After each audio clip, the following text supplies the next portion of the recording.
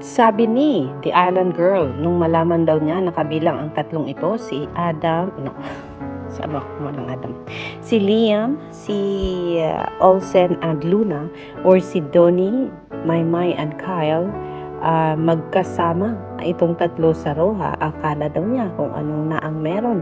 Excited siya, sobrang excited siya. Akala daw niya ay magkalaban.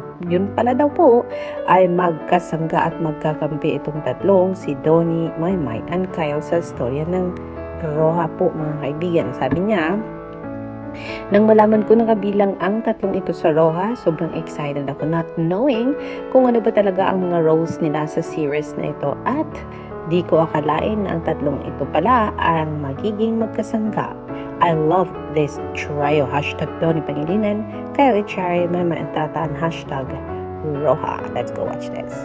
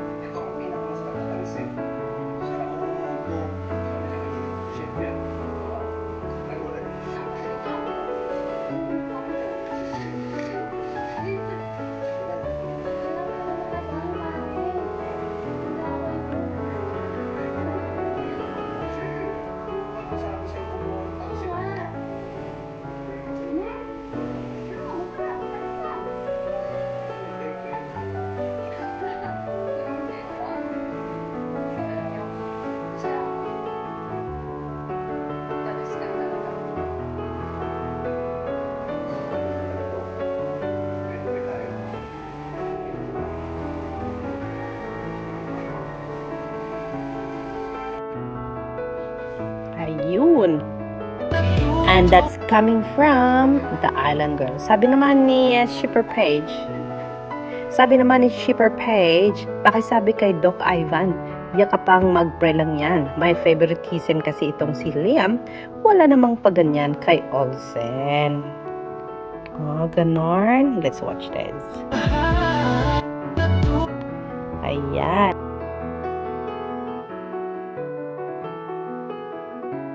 Itong scene na ito na kung saan nakita ng unang beses pagkatapos sila ay maligtas sa La Playa Roja, itong si Donnie and Maymay ay nagyakapan. Wala naman daw ganyan nung magkita itong si Maymay and Kyle pagkatapos ng barilan doon sa La Playa Roja. Ayan, kitang-kita ni Doc Ivan yarn. Sabi niya, ay, may pumapag-ibig na pala to, kaya hindi na ako pwede.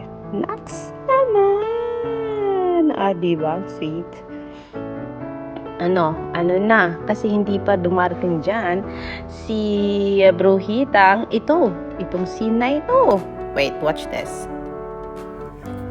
Okay na ba? Kamusta? Okay na ba? Ako di pa. Huh? Ayun, yun ang sinasabi ko sa inyo. Yun ang sinasabi ko sa inyo na giriang Maymay and Kai Mantinola, mga kaibigan. Sabi ni Maidon UAE, more movie or series for this trio, please. Please, Eric John, salute. Thank you so much, Sir Eric, Dreamscape Philippines, and to all the director of this series. Sobrang nailabas niyo po yung angas, yung galing nila sa serye na ito. The new action star of this generation, proud of this trio, Donnie Pangilinan, Mama Entrada, and Kyle Echari. Pero dito muna tayo kay Gianna. Ang sabi niya one day ago, may kalaban na si Liam sa puso ni Luna. Ang bagal kasi ni Liam. Pero in fairness, nagustuhan ko sa Roha, itong talaga daw ang makatotohanan na walang love life sa gitna ng barilan at survival. Kaya yun. So, ang love life daw ni Luna dito ay si Doc Ivan or si Jeremiah Lisbo. Let's watch this.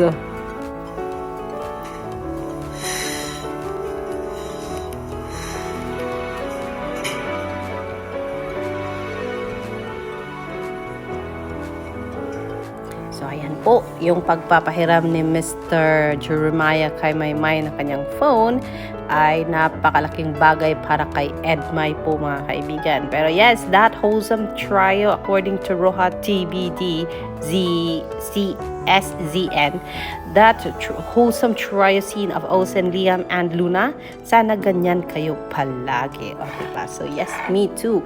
I want them to be that close as always, mga kaibigan. Pero bakit may pagselos agad, Doc Ivan? Yan ang sabi ni Edmay na gustong-gusto ang role ni Ivan sa seryeng Roha for Meridel, Maymay, and Trata. Pero yes, bida kontra bida, Roha could have been even more binge-worthy with a stronger killing factor, but you can really feel how challenging it was for the writers to carefully balance and minimize those interactions. Still, Tony Pangilinan and Kyle HR undeniably elevated the series to a whole new level. Salute to the entire cast, crew, writers, and directors for their hard work and dedication. And let us not forget, at Dreamscape Philippines, thank you for this amazing opportunity and for bringing this story to life. Hoping you'll have a follow-up project for Maymay and Tony. Yan po ang panawagan ni Bida kontra Bida para kay Maymay and Trata and Tony Pangilinan. So, nanawagan sila kay Eric John Salute na sana daw po ay may follow-up project itong dalawa. And sana mayroon pa rin next. Thank you so much for giving us the best start of 2026. So, diba? So, yes, this is your latest update po mga kaibigan from my end for my Donnie, Kyle, and Kai sa mga oras na ito.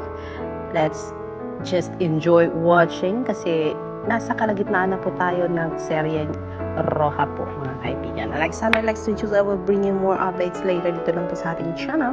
Alexander likes to choose. Magandang gabi. Thank you.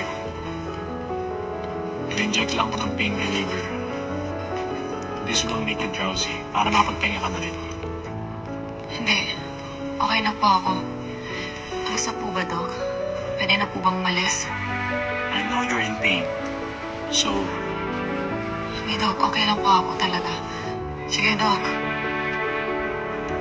nagkaroon ka ng head injury. Huwag matigas ang ulo. Doc, kaya nga po buhay pa ako. Nabagok man ang ulo ko, matigas pa rin. Sige ho. Siya nga po pala. May mga lumang damit po ba kayo na pwede kong mahiram? May mga dumating na boxes na damit sa may second floor. Sige, thank you po. Doc, kakapalan ko na yung mukha ko. Pwede po bang makairam ng cellphone? Tagal ko na po kasi hindi nakausap yung dalawang kapatid. Paniguradong nag-alala na po yun sa akin. Sure. Thank you po.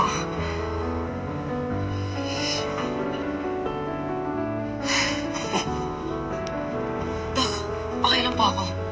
Okay ka lang ba talaga? Yes, okay lang po ako. Promise po. Sige.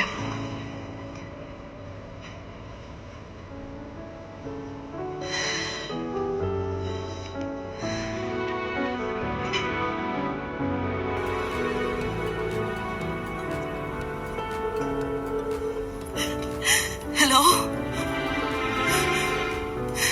Si Ate Luna niyo to.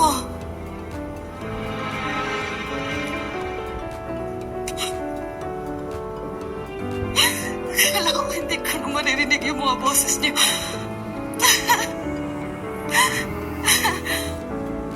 Oo naman. Huwag kayong mag-alala, okay? Okay lang ako. Lahat ginawa ko para sa inyo. Pauwi ng ate. Huwag kayong mag-alala. Mahal na mahal ko kayo.